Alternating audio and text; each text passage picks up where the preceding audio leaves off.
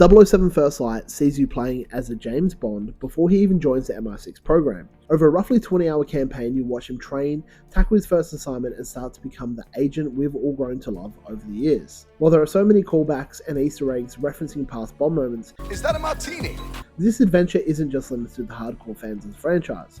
There is plenty here for newcomers of the 00 agent as well. The gameplay feels like a perfect mix between tactical stealth of Hitman and the cinematic explosiveness seen in the Uncharted games. IOI really hit it out of the park. This is the James Bond game I've always wanted, and I'm really hoping it gets the Tomb Raider treatment where we get to see Patrick Gibson's Bond truly flourish into a seasoned agent in future titles. The music is fantastic, the graphics are amazing, and the story really hits you in the feels right where it needs to.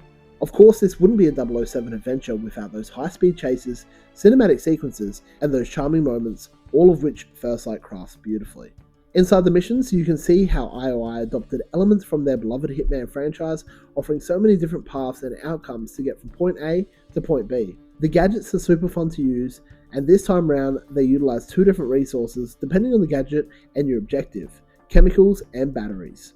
These resources are easily found throughout the map, and finding new ways to progress through a mission using different gadgets is an absolute blast. Gunplay and combat are incredibly smooth. You have a focus-based slowdown ability while aiming, and you can even toss your gun at an enemy to follow up with a quick knockout punch. Out of combat, you can perform stealth takedowns, and the melee system is actually pretty expansive, allowing you to chain punches, dodges, and throws while using the environment to your absolute advantage. As far as modes go, there is obviously the main story, but there's also a tac sim mode, by letting you put all your earned gadgets, weapons, and outfits to the test through various challenges. I think this is where the game will really shine in the post-game.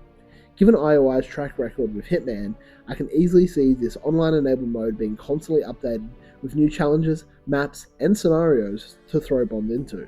What I think is truly great about this game is that it has an every player is welcome feel to it. If you want to use your prior Hitman skills and knowledge to treat this like a stealthy spin-off, you absolutely can. However, if you want to go into something a little bit more casual akin to Uncharted, that's entirely possible too. It's not a game suited to just one type of player, but a playground that invites everyone to join in and have a good time. We're almost halfway into 2026, and if the second half of the year is anything like the first, we are in for an incredibly exciting era of gaming. 007 First Light is no exception to that. Anyway guys, I hope you enjoyed the video. If you did, please consider smashing that subscribe button, hitting the like button, and as always, I'll see you on the next one.